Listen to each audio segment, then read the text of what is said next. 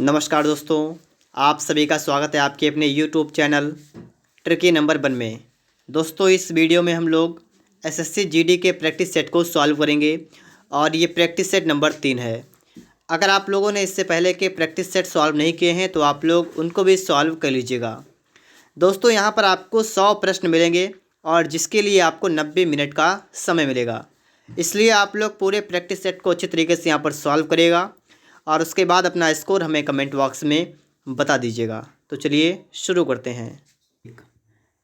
प्रश्न आपका है कि अक्षरों का कौन सा समूह खाली स्थानों पर क्रमवार रखने में दी गई अक्षर श्रृंखला को पूरा करेगा।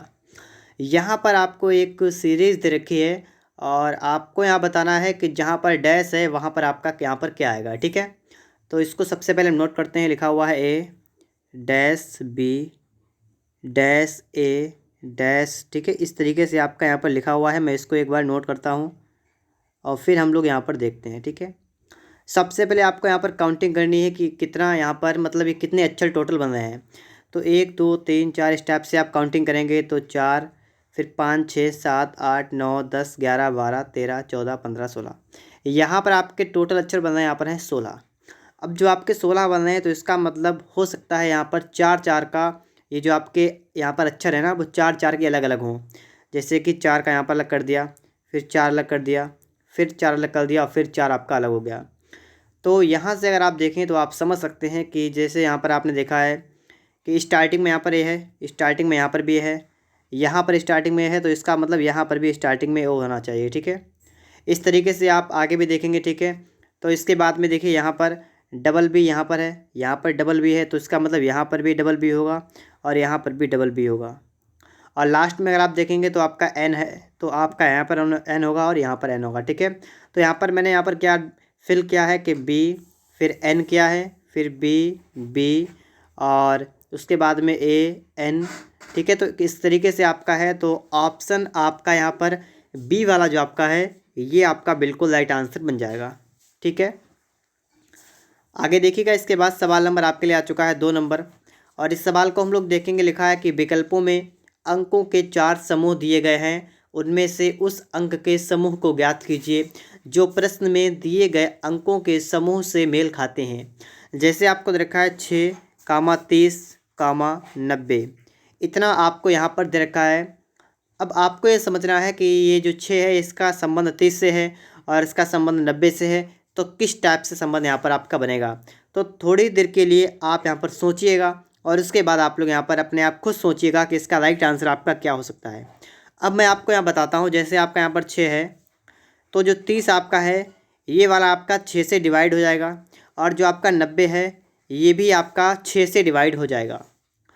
तो हम ऑप्शन नंबर 1 को देखेंगे। पहला वाला आपका है 6 लिखा हुआ है, फिर है 42, तो 42 6 से डिवाइड हो जाएगा और जो आपका 86 है ये आपका 6 से डिवाइड नहीं होगा, तो पहला वाला ऑप्शन आपका गलत हो गया। इस तरीके से दूसरा वाला चेक करेंगे तो जो 42 है ये 7 से डिवाइड हो जाएगा, लेकिन 218 जो है ये 7 से डिवाइड नहीं होगा, तो ये भी नहीं हो सकता है। तीसरे वाले में देखिए 6 चौक 24, तो ये तो हो जाएगा, लेकिन 70 नहीं होगा, तो ये भी नहीं हुआ। ठीक है, तो ये आपका डी वाला बन जाएगा। ठीक है, 48 8 छंग 48 और 192 ये भी आपका 8 से डिवाइड हो जाएगा। ठीक है, तो डी ऑप्शन यहाँ पर आपका राइट आंसर होगा। अगर आपको इसकी पीडीएफ चाहिए तो इसकी पीडीएफ आपको मिल जाएगी टेलीग्राम चैनल पर, और आप सर्च कर लेंगे टेलीग्राम पर ट्रिकी नंबर 1। ठीक है, तो वहाँ पर आपको इसकी पीडीएफ मिल जाएगी। और वीडियो में आप लोग लास्ट तक बने रहिएगा। अगर आप लोगों ने कॉपी कलम को नहीं निकाला है तो आप लोग कॉपी कलम को भी निकाल लीजिएगा। यहाँ पर आप देखते हैं प्रश्न आपका है 126, 98, 70, 41, 14 और इनमें से कौन सी संख्या गलत है। तो गलत संख्या आपको यहाँ पर बतानी है। 126 है, 98 है, 70 है, 41 है और आपका 14 है। तो यहाँ पर आप देखेंगे, देखिए 126 से आपका 98 आ गया, इसका मतलब यहाँ पर आपका 28 कम हो गया। 98 से आपका 70 आ गया, इसका मतलब यहाँ पर भी आपका 28 कम हो गया। ठीक है, फिर आपका यहाँ पर देखिए 70 से आपका 41 आया है। अब यहाँ पर बात यह है कि आपसे कहा गया कौन सी संख्या गलत है, तो आपको गलत निकालनी है। तो जब यहाँ पर आपने 2 जगह पर यहाँ पर 28 कम किया है, तो इसका मतलब यहाँ पर भी आपका 28 कम होता। अगर 70 से 28 आप माइनस करेंगे तो कितना आएगा, जब लिख के देखिएगा। यहाँ पर 10 से 2 8 गया 2 और 6 से 2 गया 4, तो आपका यहाँ पर 42 आ रहा है। अगर आप इसमें से भी अगर आप 28 कम करेंगे, ठीक है, तो 42 से अगर आप 28 कम करेंगे तो 12 से 8 गया 4, बिल्कुल सही है। तो इसका मतलब यहाँ पर 41 के जगह पर आपका 42 होना चाहिए। तो ऑप्शन डी आपका यहाँ पर राइट आंसर बन जाएगा। आगे देखिएगा आप लोग, इसके बाद सवाल नंबर आपके लिए आ चुका है 4 नंबर। निम्नलिखित को तर्क संगत क्रमानुसार प्रस्तुत कीजिए। थका, मांदा, रात्रि, दिन, नींद और कार्य। तो यहाँ पर आप देखेंगे, ठीक है, स्टार्टिंग हो रही है 1 से और फिर लिखा है 3 3 3, ठीक है। तो 1 में क्या है, 1 में आपका है थका मांदा, और 3 में क्या है, 3 में आपका है दिन। तो स्टार्टिंग दिन से करेंगे हम, ठीक है। सबसे पहले आपका आएगा दिन, बात को समझिएगा। नंबर 1 पर क्या आएगा, दिन। सबसे पहले मान लीजिए दिन हो गया, ठीक है। दिन नंबर 3 पर आएगा, ठीक है, मतलब तीसरा वाला पहले पर आएगा, ठीक है। फिर दिन में आप क्या करेंगे, तो सबसे पहले दिन में आप कार्य करेंगे, तो जो आपका कार्य है ना, ये नंबर 2 पर आएगा, तो 5। फिर इसके बाद में देखिए, पहले दिन हुआ, फिर दिन में आपने कार्य किया, कार्य करने के बाद क्या हुआ कि आप थकान महसूस करेंगे, तो ये नंबर 3 पर आएगा, ठीक है। तो इसके बाद 1। फिर जब आप थक जाएंगे तो फिर थकने के बाद मान लीजिए यहाँ पर रात हो जाएगी पहले, तो ये 4 पर आएगा, और रात होने के बाद आपको नींद आ जाएगी, आप सो जाएंगे। तो ठीक है, इस तरीके से आपका यहाँ बनेगा 3 5 1 2 4। तो 3 5 1 2 4, तो ऑप्शन आपका यहाँ पर सी वाला जो आपका है, ये आपका बिल्कुल राइट आंसर बन जाएगा, ठीक है। ऑप्शन सी आपका यहाँ पर बन जाएगा। आगे देखिएगा आप लोग, इसके बाद सवाल नंबर 5। यहाँ पर आपको बताना है कि निम्नलिखित शब्दों को शब्दकोश के अनुसार व्यवस्थित कीजिए। शब्दकोश के अनुसार यहाँ पर आपको व्यवस्थित करना है, तो किस टाइप से करेंगे ये हमें समझना पड़ेगा। तो देखिए, स्टार्टिंग यहाँ पर सबके हो रही है आई एन वी से आपकी स्टार्टिंग यहाँ पर हो रही है। वी के बाद अब आपको सोचना है क्या सबसे पहले आएगा, तो सबसे पहले यहाँ पर आएगा ए वाला, तो नंबर 1 पर तो आपका आएगा 4 वाला, ठीक है। उसके बाद में ए के बाद कौन सा आएगा, ए के बाद आपका आएगा ई वाला, ठीक है। तो आपका ई यहाँ पर भी है और ई यहाँ पर भी है, तो इनमें से कौन सा आएगा, तो ए के बाद यहाँ पर एन है, यहाँ पर एस है, तो ये वाला आएगा नंबर 2 पर, और ये आएगा नंबर 3 पर। तो नंबर 2 पर आपका आएगा 1 वाला, फिर नंबर 3 पर आपका आएगा 5 वाला, तो 4 1 5 यहाँ पर आपको दिख रहा है डी वाले में। तो इसके लिए आपका यहाँ पर डी ऑप्शन बिल्कुल राइट आंसर बन जाएगा। यहाँ पर आप लोग देखिएगा, प्रश्न है कि निम्नलिखित दिए गए अनुक्रम में अगले 2 अक्षर याद कीजिए। आपका लिखा हुआ है B C E H L dash dash, मतलब आगे आपको बता देना है। बी आपका 2 पर होता है, सी आपका 3 पर होता है, ई आपका 5 पर होता है, एच आपका 8 पर होता है, एल 12 पर, आगे आपको बताना है। तो 2 और 3, इसका मतलब इसमें 1 जोड़ दिया, 3 और 2 5 हो गया, 5 और 3 8 हो गया, 8 और 4 12, 12। और देखिए, अब यहाँ पर आपको समझना है कि पहले 1 फिर 2 फिर 3 फिर 4, इस बार 5 और अगली बार 6 जोड़ेंगे। 5 जोड़ेंगे, 12 5 हुआ 17, 17 6 कितना हुआ 23, 17 पर क्या आता है क्यू, 23 पर क्या आता है डब्लू, तो क्यू डब्लू आएगा। ऑप्शन सी वाला यहाँ पर आपका बिल्कुल राइट आंसर बन जाएगा। आगे देखिएगा, इसके बाद सवाल नंबर 7 यहाँ पर है, ठीक है, और यहाँ पर आपको समझना है सवाल नंबर 7 नंबर है कि टेनिस क्लब के सभी सदस्य बैडमिंटन क्लब के भी सदस्य हैं, कोई महिला बैडमिंटन नहीं खेलती।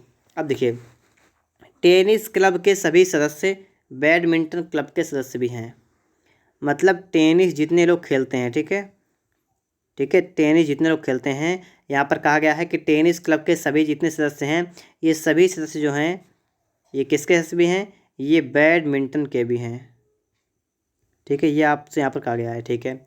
और लिखा है कोई महिला बैडमिंटन नहीं खेलती है, जो कोई महिला है ये बैडमिंटन नहीं खेलती है, ठीक है, बैडमिंटन नहीं खेलती है, तो इसका मतलब ये टेनिस भी नहीं खेलेगी। अब ऑप्शन को पढ़ेंगे।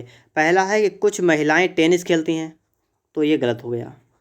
दूसरा है टेनिस क्लब का कोई भी सदस्य बैडमिंटन नहीं खेलता है, और यहाँ पर आप देखिएगा टेनिस, जो आपके टेनिस वाले हैं, इसके सभी सदस्य जो हैं ये बैडमिंटन के भी सदस्य हैं, लेकिन यहाँ पर कह रहा है नहीं खेलता है, तो ये भी गलत हो गया। तीसरा है कुछ महिलाएं टेनिस क्लब की सदस्य हैं, लेकिन यहाँ पर तो बैडमिंटन की सदस्य नहीं है, तो इसका मतलब टेनिस के भी सदस्य नहीं होंगे, तो ये भी नहीं होगा। आगे है कोई महिला टेनिस क्लब की सदस्य नहीं है, बिल्कुल सही बात है। तो डी ऑप्शन यहाँ पर आपका राइट आंसर बन जाएगा। आगे देखिएगा, इसके बाद सवाल नंबर 8 यहाँ पर आपके लिए है कि वह आरेख चुनिए जो शिक्षित लोगों, बेरोजगार लोगों और अध्यापकों के बीच संबंध का सही निरूपण करता है। शिक्षित लोग, बेरोजगार, अध्यापक। अब यहाँ पर आपको समझना पड़ेगा। देखिए, शिक्षित लोग जो होते हैं ये बेरोजगार भी होते हैं और शिक्षित जो होते हैं ये अध्यापक भी होते हैं। पता होगा आपको ये बात कि जो शिक्षित होता है ये बेरोजगार भी होता है, क्योंकि बहुत से लोग बेरोजगार घूम रहे हैं पढ़े लिखे हुए, और शिक्षित लोग अध्यापक भी होते हैं। अध्यापक जो होता है वो सिर्फ शिक्षित व्यक्ति ही होता है। तो इसका मतलब शिक्षित व्यक्ति होगा और ठीक है, ये शिक्षित हो गया आपका ये वाला, ठीक है, ये हो गया शिक्षित। और यहाँ पर कहा गया है शिक्षित व्यक्ति क्या होते हैं, लिखा है शिक्षित व्यक्ति, जो भी शिक्षित होगा ना, अध्यापक तो वही होगा ना, ये आपका हो गया अध्यापक। तो शिक्षित व्यक्ति के अंतर्गत आ जाएगा अध्यापक। और जो बेरोजगार होता है ये पढ़ा लिखा भी होता है और बिना पढ़ा लिखा भी होता है, अनपढ़ भी होता है बेरोजगार। तो इसके लिए आप इस टाइप से कर सकते हैं, ठीक है। तो यहाँ पर आपका यहाँ पर ए वाले में यहाँ पर बना हुआ है, ठीक है। तो आप समझ सकते हैं कि शिक्षित, बेरोजगार और अध्यापक, इस टाइप से आपका यहाँ पर बन जाएगा, ठीक है। आगे देखिएगा आप लोग, इसके बाद सवाल नंबर 9 आपके लिए यहाँ पर है कि ऊपर आरेख से विद्यार्थी, कलाकार और गायक दिखाए गए हैं। आरेख का अध्ययन कीजिए और उस क्षेत्र की पहचान कीजिए जो उन विद्यार्थियों को दर्शाता है जो सिर्फ कलाकार हैं व गायक नहीं हैं। तो यहाँ पर आप देखिएगा विद्यार्थी, कलाकार और गायक दिखाए गए हैं। विद्यार्थी, कलाकार, गायक। देखिएगा गायक, कलाकार, ये वाला जो आपका वर्ग बना है इसमें है गायक, गायक नहीं, इसमें कौन है, इसमें है विद्यार्थी, ठीक है। इसमें कौन है, इसमें है विद्यार्थी। अब यहाँ पर आप समझिएगा, आरेख का अध्ययन कीजिए और उस क्षेत्र की पहचान कीजिए जो उन विद्यार्थियों को दर्शाता है जो सिर्फ कलाकार हैं, गायक नहीं हैं। तो देखिए गायक नहीं है तो गायक को आप हटा दीजिएगा, ये गायक वाला आप हटा दीजिए यहाँ से, ठीक है, ये गायक वाला आप हटा दीजिए। आपसे कह रहा है कि जो सिर्फ कलाकार हैं, जो सिर्फ कलाकार हैं, ऐसे विद्यार्थी, ऐसे विद्यार्थी जो सिर्फ कलाकार हैं। तो ऐसे विद्यार्थी जो सिर्फ कलाकार हैं, तो मात्र बी वाले में आपको दिख रहा है कि विद्यार्थी है और कलाकार भी है। तो बी वाला आपका करेक्ट होगा कि बी द्वारा इसे प्रदर्शित करेंगे, ठीक है। ये बी वाला जो आपका है ये कलाकार है, विद्यार्थी भी है। बात को आप लोग समझ गए होंगे, यहाँ पर कोई प्रॉब्लम आपको यहाँ पर नहीं हुई होगी। आगे देखिएगा आप लोग, यहाँ पर प्रश्न नंबर आपके लिए आ चुका है, 10 नंबर लिखा है, आकृति द्वारा प्रश्न आकृति को पूरा कीजिए। यहाँ पर आपके लिए प्रश्न आकृति है और इसके लिए, ठीक है, आपको ये पूरा करना है। तो यहाँ पर देखिएगा आप लोग, ठीक है, आपको इसको करना क्या, इसको आपको पूरा करना है। तो इसको पूरा करने के लिए आप यहाँ पर कौन सा विकल्प का चयन करेंगे ये आपसे पूछा गया है। तो आप यहाँ पर देख लीजिएगा फटाफट से, यहाँ पर कौन सा विकल्प आपको यहाँ पर लग रहा है कि वो आपका बिल्कुल राइट आंसर यहाँ पर बन जाएगा, ठीक है। तो यहाँ पर मेरे हिसाब से यहाँ पर आपका ऑप्शन नंबर यहाँ पर ए वाला बनेगा, ठीक है। ए वाला यहाँ पर आपका बन जाएगा, ठीक है। इसके बाद में आप यहाँ पर देखेंगे प्रश्न नंबर आपके लिए यहाँ पर है 11 नंबर, दिए गए विकल्पों में से उस उत्तर आकृति को चुनिए जिसमें प्रश्न आकृति निहित है। यहाँ पर आपको बताना है कि इसमें से कौन सा ऐसा आंसर है जिसमें आपकी जो प्रश्न आकृति है ये निहित है। तो अगर आप इसको देखेंगे तो ऑप्शन बी में, ठीक है, इसमें इस टाइप से आपका आया है, फिर इस टाइप से गया है, फिर इस टाइप से, इस प्रकार से आपका यहाँ पर बना हुआ है। आप इसको देख सकते हैं, ठीक है, इसको आप यहाँ से देख लीजिएगा। ये जो आकृति आपकी बनी हुई है ये बी वाले में आपकी बनी हुई है। तो बी वाला ऑप्शन यहाँ पर आपका राइट आंसर बन जाएगा। यहाँ पर आप देखेंगे प्रश्न नंबर 12 से 14, दिए गए विकल्पों में से लिखा हुआ है कि संबंधित अक्षर, शब्द, आकृति को चुनिए। तो यहाँ पर आप लोग देखिएगा ढांचा, मकान, अस्थिपंजर, तो आपका क्या बनेगा। ढांचा का संबंध होता है मकान से, उसी प्रकार से अस्थिपंजर का संबंध किससे होता है, तो शरीर से होता है, ठीक है। शरीर अस्थिपंजर से मिलकर बना होता है, ठीक है। तो सी ऑप्शन राइट आंसर। यहाँ पर आप देखेंगे यहाँ पर आपका है KIT CAT और इसके लिए लिखा है CAT-TJK। तो PENTOP को आपको बताना है। जैसे आपको यहाँ पर क्या है KIT और CAT, ये आपका लिखा है CAT और TJK। अब आप यहाँ पर देखेंगे जैसे आपने यहाँ पर ये देख लिया है CAT और यहाँ पर आपने देख लिया CAT, तो इसका मतलब ये तो आपस में आपके चेंज हो गए, बात को समझिएगा। ये पीछे वाला आपका जो साइड में था आपका वो आगे की तरफ आ गया है, और जो आपका यहाँ पर ये वाले ऊपर जो ये वाले लिखे हैं इनमें क्या हुआ है कि इसको पलट दिया गया है।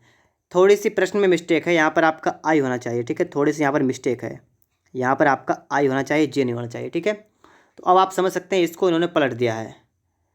अगर आप ऐसे ना समझे हों तो मैं आपको समझा रहा हूँ। जैसे यहाँ पर इन्होंने दिया है KITCAT और इसके लिए इन्होंने लिखा है CAT और TIK, ठीक है। यहाँ पर आई है, ठीक है, ये वाला आई यहाँ पर है, जे नहीं है, ये यहाँ पर, ठीक है। तो इसके लिए इन्होंने क्या किया है, सबसे पहले CAT को उठाया है और यहाँ पर ऐसे ही रख दिया है, और जो आपका K वाला है वो आपका ये यहाँ पर ले गए, I वाला यहाँ पर ले गए और T वाला यहाँ पर दे गए, ठीक है। तो इस टाइप से आप समझ सकते हैं यहाँ पर।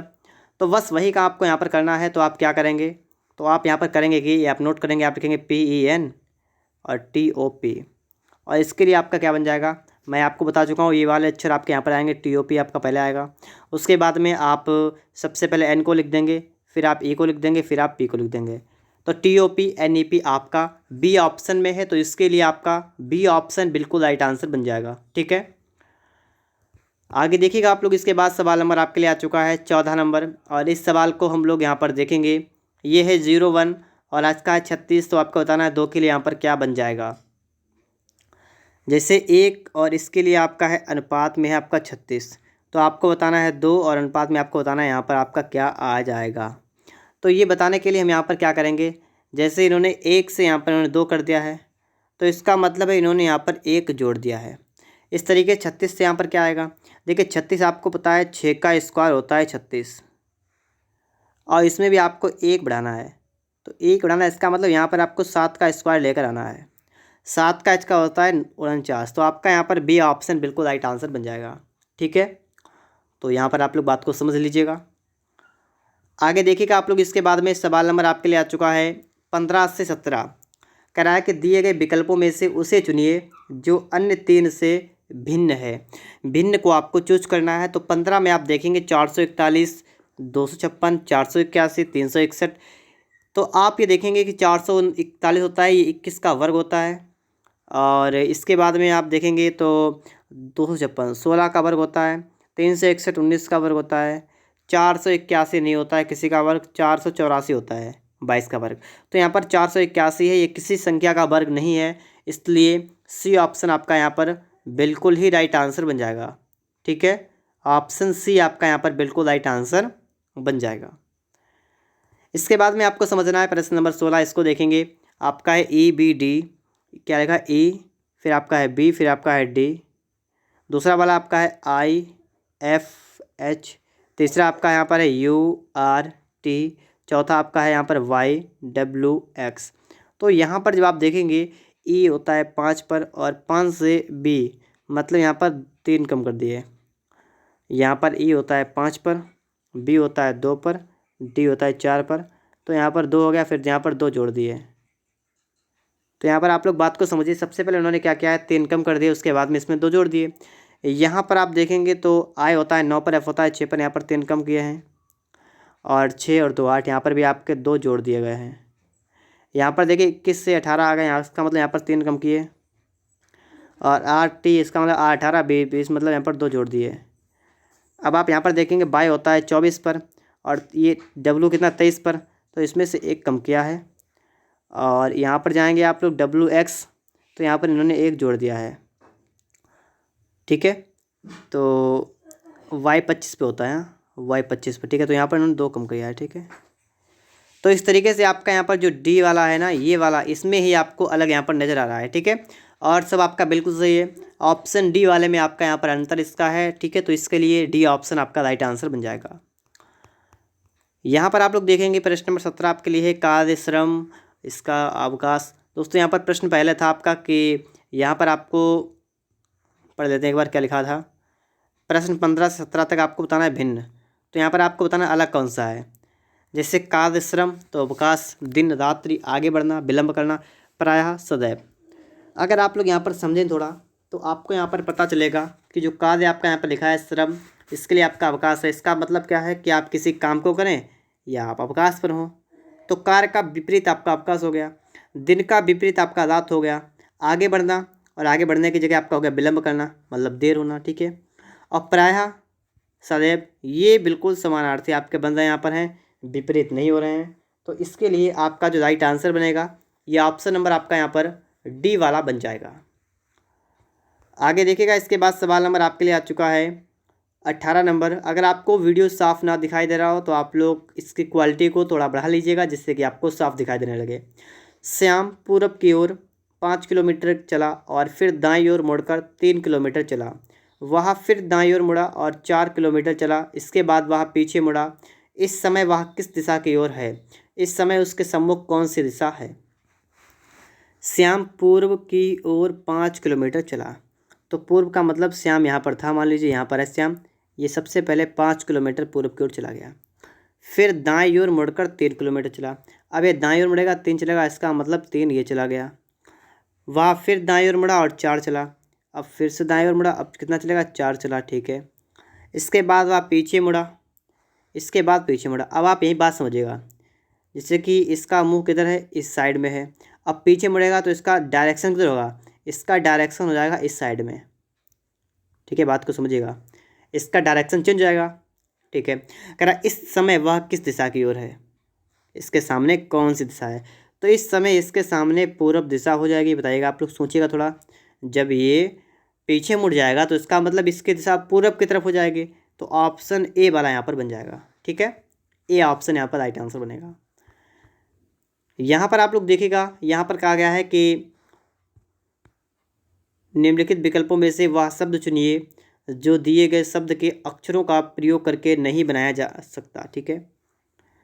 तो ये जो आपका लिखा हुआ है, इससे कौन सा नहीं बन सकता है? तो अगर आप बी वाले को देखेंगे तो इसमें आपका डबल यू है, और जो आपको यहाँ पर दे रखा है इसमें एक बार यू है। तो बी ऑप्शन यहाँ पर राइट आंसर होगा कि ये वाला जो आपका है ये इससे नहीं बनाया जा सकता, ठीक है। बात को आप लोग समझ पा रहे होंगे यहाँ पर, ठीक है। आगे देखिएगा, इसके बाद में सवाल नंबर यहाँ पर आपके लिए है कि अगर हम ब्यूटीफुल को इस तरीके से लिखेंगे तो स्कूट भाषा में लीफ को किस प्रकार लिखा जाएगा? तो यहाँ पर आप देखेंगे लीफ को किस प्रकार लिखेंगे। अगर हम यहाँ पर ये निकालें, मैंने आपको कल बताया था कि जब भी आपको कोई बड़ा दे रखा हो, आपसे छोटा पूछा है, तो आप समझ जाएगा कि जो आपका बड़ा वाला आपको जो दे रखा है ना, उसी में उसका आंसर छिपा होता है। जैसे एल है तो एल को इन्होंने यहाँ पर एल की जगह एन लिखा है लास्ट में, तो आप भी एल की जगह एन लिखिएगा। फिर ई है तो ई नंबर 2 पर है, और ए ई है तो यहाँ पर देखिए डी ओ, तो डी ओ लिखिएगा। तो एन डी ओ, और एफ़ के लिए क्या लिखा है? एफ़ के लिए उन्होंने लिखा है के, तो के लिख लीजिएगा। तो आपको मिल जाएगा ऑप्शन नंबर ए वाले में, ठीक है। तो ए ऑप्शन यहाँ पर आपका बिल्कुल राइट आंसर बन जाएगा। इसके बाद में आप यहाँ पर देखेंगे प्रश्न नंबर आपके लिए आ चुका है 21 नंबर, ठीक है। तो 21 नंबर यहाँ पर आप लोग देखिएगा, यहाँ पर लिखा है एक ठोस घन जो 27 छोटे घनों से बना हुआ है के 2 विपरीत फलक लाल रंगे हैं, 2 पीले रंगे हैं, 2 सफ़ेद रंगे हैं। कितने घनों पर 2 रंग हैं? तो यहाँ पर आपको बताना है कितने घनों पर 2 रंग हैं। तो इसको हम लोग किस तरीके से यहाँ पर पता करेंगे, ये समझिएगा। एक ठोस घन जो 27 छोटे घनों से बना हुआ है। तो यहाँ पर सबसे पहले जो आपका घन है ना, सबसे पहले आप क्या करेंगे, जो आपका 27 है, आप इसमें से n संख्या निकालेंगे n। तो n आप निकालेंगे क्यूब रूट से, ठीक है, क्यूब 27। तो ये निकल के आपका आ जाएगा 3, ठीक है। n आप निकाल देंगे, क्यूब रूट कर देंगे, 27 का आपका आ जाएगा 3। इसका मतलब क्या हुआ कि n आपका हो गया 3। इसका मतलब आपका जो घन हो गए एक साइड में वो आपके 3 बन जाएंगे। पहली बात तो ये हो गई। अब यहाँ से आपको बताना है कि 2 विपरीत फलक लाल रंगे हैं, 2 पीले रंगे हैं, 2 अन्य सफ़ेद रंगे हैं। कितने घनों पर 2 रंग है? कितने घनों पर 2 रंग हैं? अगर आपको निकालना हो कितने घनों पर 2 रंग हैं, तो इसको निकालने के लिए आपका एक फार्मूला होता है। फार्मूला आपका होता है n-2 × 12, ये होता है, ठीक है। तो n की जगह पर रख देंगे 3, तो 3 से 1 गया 2, 3 से 2 गया, और गुणा 12 कर देंगे, तो 1 × 12, तो आपका यहाँ पर निकल के आ जाएगा 12, ठीक है। तो ऑप्शन यहाँ पर बी वाला आपका यहाँ पर बिल्कुल राइट आंसर बन जाएगा, ठीक है। बी ऑप्शन यहाँ पर आपका करेक्ट आंसर बन जाएगा। फिर इसके बाद में आगे देखिएगा आप लोग, यहाँ पर प्रश्न नंबर आपके लिए आ चुका है 21 के बाद 22 नंबर। इसको देखिएगा आप लोग। यदि आप एक पंक्ति में एक छोर से 90 व्यक्ति हैं और दूसरे छोर से 11वें, जैसे इस तरीके से आपकी एक पंक्ति है, इस पंक्ति में आप एक तरफ से 9 नंबर पर हैं और दूसरी तरफ से आप इसी नंबर पर हैं तो 11 नंबर पर हैं। तो आपको बताना है कि पंक्ति में कितने व्यक्ति हैं। पंक्ति में आपको व्यक्ति निकालना है। टोटल तो आप कैसे निकालेंगे, टोटल क्या होता है L + R - 1। टोटल आपका होता है लेफ़्ट से राइट से -1, तो 9 + 11 - 1, ठीक है। तो 20 - 1 आपका बनेगा 19। तो 19 आपका यहाँ पर बिल्कुल राइट आंसर बन जाएगा, ठीक है। ऑप्शन बी आपका यहाँ पर बिल्कुल राइट आंसर बन जाएगा। इसके बाद में आप लोग यहाँ पर देखेंगे प्रश्न नंबर 23। यहाँ पर आपका लिखा हुआ है कि 9 दिन पहले मोहिनी सिनेमा देखने गई थी। वह केवल बृहस्पतिवार को ही सिनेमा देखने जाती है। आज सप्ताह का कौन सा दिन है। तो देखिएगा यहाँ पर आज, ठीक है, आज यहाँ पर देख लीजिएगा। और 9 दिन पहले, तो 9 दिन पहले अगर हम देख लें तो 1 2 3 4 5 6 7 8 9, ठीक है। तो 9 दिन पहले, ठीक है, कौन गया था, मोहिनी सिनेमा देखने गई थी। तो 9 दिन पहले की बात हो गई और वह केवल बृहस्पतिवार को जाती है। तो ये मान लीजिए ये वाला दिन था, ये था बृहस्पतिवार। फिर इसके बाद में क्या होगा, इसके बाद में होगा ये कि इसके बीच में आप 6 दिन छोड़ दें और उसके बाद या इस तारीख को भी आपका जो है बृहस्पतिवार होगा, ठीक है।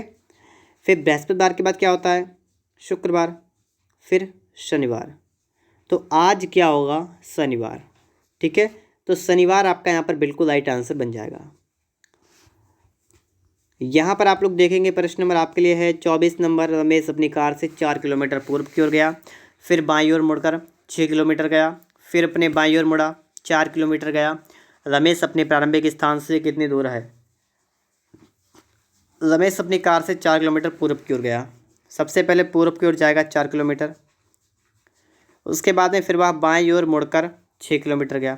अब ये मुड़ेगा बाईं ओर, तो बाईं ओर मुड़ेगा तो इसका मतलब बाईं ओर ऊपर जाएगा और कितना गया, 6 किलोमीटर चला गया।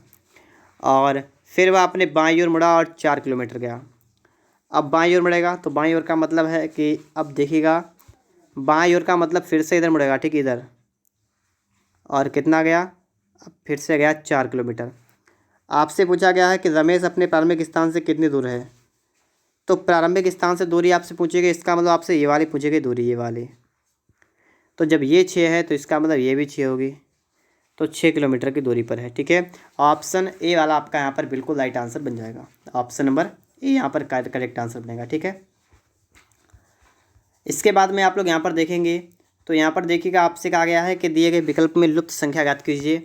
तो लुप्त संख्या आपको यहाँ पर बतानी है। तो यहाँ पर करेक्ट आंसर क्या बनेगा, देखिएगा लुप्त संख्या बतानी है तो 6 और 2 की कर दीजिए गुणा, तो 6 दूना 12 और इसमें 1 जोड़ दीजिएगा तो 12 1 13, 8 दूना 16, 16 4 20, तो 5 चौका तो 20 हो गया, 20 3 कितना हुआ, 23। तो 23 आपका बिल्कुल राइट आंसर यहाँ पर आपका बन जाएगा। क्या बनेगा, देखिए दोस्तों यहाँ पर सामान्य ज्ञान तथा सामान्य जागरूकता। तो प्रश्न नंबर 26 आपके लिए है, अकबर का मकबरा निम्नलिखित किस स्थान पर स्थित है। तो अकबर का मकबरा कहाँ पर है, सिकंदरा में है। तो ऑप्शन ए वाला यहाँ पर आपका बिल्कुल राइट आंसर बन जाएगा, ठीक है। यहाँ पर देखिएगा प्रश्न नंबर 27, निम्नलिखित में से कौन संस्कृत का प्रथम व्याकरणविद था। तो कौन था, पाणिनि। तो ऑप्शन डी वाला आपका यहाँ पर राइट आंसर बन जाएगा।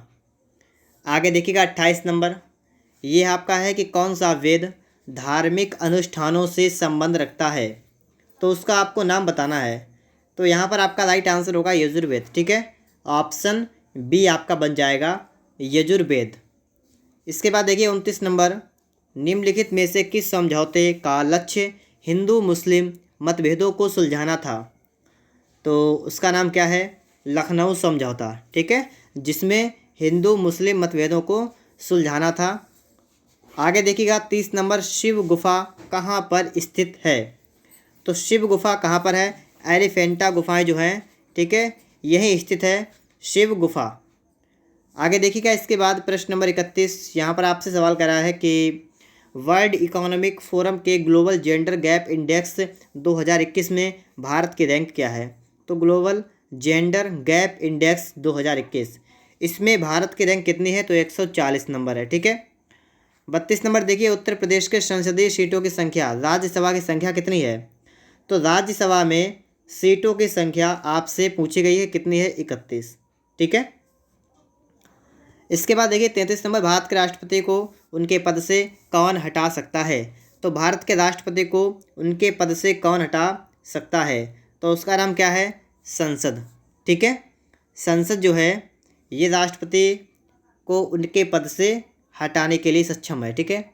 आगे देखिए, इसके बाद में हमारे सौरमंडल का सबसे निकटतम तारा कौन सा है? हमारे सौरमंडल का सबसे निकटतम तारा कौन सा है? तो कौन सा है? Proxima Centauri. आगे देखिए 35 नंबर, पृथ्वी सूर्य के चारों ओर घूमती है, इस सिद्धांत को पेश करने वाले प्रथम व्यक्ति कौन थे? तो उनका नाम क्या था? कॉपरनिकस। ठीक है, कॉपरनिकस।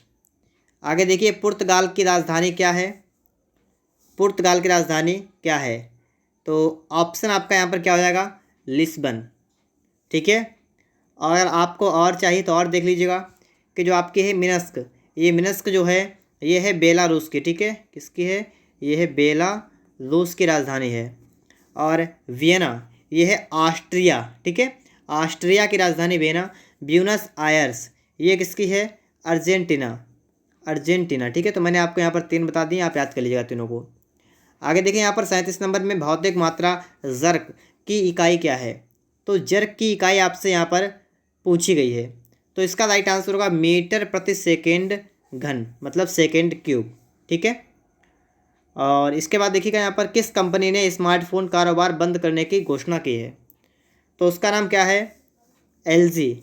एलजी कंपनी है, इसने स्मार्टफोन कारोबार बंद करने की घोषणा की है। हाल ही में भारतीय खिलाड़ी को मुलग मेडल से सम्मानित किया गया है, तो किसको सम्मानित किया गया है? अजिंक्य रहाणे। ठीक है, तो ए ऑप्शन आपका राइट आंसर होगा। 40 नंबर देखिए, किसी शरीर के भार को इस सूत्र द्वारा बताया जा सकता है, तो उस सूत्र को बताना है, कौन सा सूत्र है? W = M × G। ठीक है। फिर आगे देखिए आप लोग 41 नंबर है कि निम्नलिखित में से कौन सी तरंगों को ध्रुवित नहीं किया जा सकता? तो आंसर आपका होगा पराश्रव्य तरंगें। ठीक है, पराश्रव्य तरंगों को ध्रुवित नहीं किया जा सकता। क्रोमाइट और किसका एक अयस्क या खनिज है? तो क्रोमाइट आपको बताना है, ये क्रोमियम का है। ठीक है, क्रोमियम का एक अयस्क है जिसका नाम क्या है? क्रोमाइट। निम्नलिखित तत्वों में से किसका सबसे कम गलनांक है? तो सबसे कम गलनांक आपसे पूछा गया है, तो किसका है? तो ज़ेनान जो आपका है इसका सबसे कम गलनांक है। ठीक है, ज़ेनान। काली मिर्च का पौधा क्या है? जो काली मिर्च होती है ना, ये क्या होता है? तो ये बेल होती है। ठीक है, काली मिर्च। ठीक है, क्या होती है ये? काली मिर्च जो पौधा होती है ये बेल होती है। आगे देखिएगा, महात्मा गांधी की राम राज्य की संकल्पना क्या थी? तो इनकी संकल्पना क्या थी? राज्यविहीन समाज। ठीक है, राज्यविहीन समाज। लॉरेंज वक्र क्या दर्शाता है? लॉरेंज वक्र क्या दर्शाता है? आय वितरण। ठीक है। आगे देखिए, जून 2019 के अनुसार research and analysis wings raw के प्रमुख कौन हैं? तो जून 2019 के अनुसार तो ऑप्शन आपका सामंत गोयल। ठीक है। हाल ही में किसे रेलवे बोर्ड का नया चेयरमैन नियुक्त किया गया है? तो उनका आपको नाम बताना है, तो क्या नाम है? सुनीत शर्मा। ठीक है। फिर इसके बाद आप आगे देखिएगा, हाल ही में कौन सा राज्य देश का पहला रेबीज मुक्त राज्य बन गया है? तो आपका यहाँ पर राइट आंसर क्या होने वाला है? तो ऑप्शन नंबर आपका यहाँ पर ए वाला बनेगा। ठीक है, गोवा। और 50 नंबर आपका है, हाल ही में किस राज्य के मुख्यमंत्री ने ड्रैगन फ्रूट का नाम बदलकर कमलम कर दिया है? तो किसने किया है? गुजरात सरकार ने चेंज किया है नाम। ठीक है, तो आपके यहाँ पर 50 प्रश्न कंप्लीट हुए हैं। आगे देखिएगा आप लोग, यहाँ पर प्रश्न नंबर 1 आप 51 नंबर है प्रारंभिक गणित से। तो मैथ के प्रश्न आपके लिए यहाँ पर आ चुके हैं। 3 क्रमागत विषम संख्याओं का योग इनमें से पहली संख्या से 20 अधिक है, इनमें से सबसे बड़ी संख्या याद कीजिए। तो 3 क्रमागत विषम संख्याएं, तो एक अगर आप x-2 मान लेंगे, फिर एक x मान लीजिए, एक x+2 मान लीजिएगा, मतलब 2-2 का गैप होना चाहिए, तो आप इस टाइप से मान सकते हैं, कोई प्रॉब्लम नहीं होगी। इनमें से कह रहा है इनका योग जो है, इनमें से पहली संख्या से 20 अधिक है। तो इनका अगर आप योग करेंगे, ये पहली संख्या आपकी हो गई, ये दूसरी हो गई और ये तीसरी हो गई। अगर आप इन तीनों का योग करेंगे तो आपका हो जाएगा 3x। ठीक है, क्योंकि -2 + 2 कट जाएगा तो 3x। तो 3x क्या है, इन तीनों का योग जो है इनमें से पहली संख्या से 20 अधिक है। तो पहली संख्या x - 2, इससे 20 अधिक मतलब इसमें +20 कर देंगे, बराबर होगा। ठीक है, हल करेंगे, आपका आएगा 2x = 18 और x आपका यहाँ पर आएगा 9। फिर आपसे कहा गया इनमें से सबसे बड़ी संख्या ज्ञात करें। सबसे बड़ी अगर आपको संख्या निकालनी है तो कौन सी हो जाएगी, तो ये x + 2 वाली हो जाएगी सबसे बड़ी। तो कितनी हो जाएगी, 9 + 2 कितना बनेगा आपका 11। तो 11 आपका जो है बिल्कुल राइट आंसर बनेगा, ऑप्शन सी वाला आपका यहाँ पर राइट आंसर बन जाएगा। आगे देखिएगा, प्रश्न नंबर आपके लिए आ चुका है 52 नंबर। यहाँ पर देखिएगा, यहाँ पर आपको बताना है तो आप इसको सिंपल सॉल्व कर देंगे। 0.592 बटा में आपका है 0.8, पॉइंट हटेगा यहाँ से और यहाँ से पॉइंट हटेगा आपका यहाँ पर लग जाएगा। ठीक है, और अब आप इसको काट दीजिएगा। तो 8 से काटेंगे तो लगाएंगे पॉइंट, फिर आपका हो गया 59। तो 8 × 7 = 56, बचे कितने 3, 8 × 4 = 32, तो 0.74। तो बी ऑप्शन आपका बिल्कुल राइट आंसर बन जाएगा। ठीक है, 0.74। आगे देखिएगा, इसके बाद में 53 नंबर आपका यहाँ पर है कि इसका लासा ज्ञात कीजिए। आपको इसका बताएं लासा। तो लासा बताने के लिए आप लोग यहाँ पर क्या करेंगे, सबसे पहले आप लोग यहाँ पर ये देख लीजिएगा। जैसे यहाँ पर देखिएगा आप लोग, आपको यहाँ पर 3 ब्रैकेट, मतलब देखिए इस तरीके से लिखा आपका है, आपका लिखा है 2 की पावर 3 × 3 की पावर 2 × 5 × 7, पहली संख्या ये हो गई। फिर दूसरा आपका है कि 2 की पावर 2, ऊपर थोड़ा गलती कर दिया। ठीक है, यहाँ पर देखिएगा, यहाँ पर 2 होगा। ठीक है, तो यहाँ पर भी 2 था, यहाँ पर भी 2 है, और 3 फिर है 5 की पावर 2 और 7, और अगली संख्या में आपका है 2 × 3 × 5 × 7। आपको बताना है इनका एलसीएम। तो इनका एलसीएम आप कैसे निकालेंगे ये समझिए। सबसे पहले एलसीएम निकालने के लिए, जैसे आपके यहाँ पर 2 सबके हैं। ठीक है, तो आप ये देखिए 2 की पावर सबसे ज़्यादा कौन सी है, तो 2 की पावर सबसे ज़्यादा कितनी है, 2। तो यहाँ पर सबसे पहले आप कर देंगे 2 की पावर 2 गुणा, फिर 3 में देखिए 3 में सबसे बड़ी पावर क्या है, तो 3 की पावर भी 2 है, तो आप 3 की पावर 2 कर देंगे गुणा। अब आगे आप देखेंगे तो आपको यहाँ पर देखना है 5, तो 5 की पावर भी 2 है, तो आप यहाँ पर 5 की पावर भी 2 कर देंगे, और फिर 7 सिर्फ एक बार है, तो आप सिर्फ कर देंगे 7। हल करेंगे तो आपका 4 × 3 × 9 × 5 = 25 × 7। तो देखिए 25 चौका 100 होता है और 9 से 63, तो आपका 6300।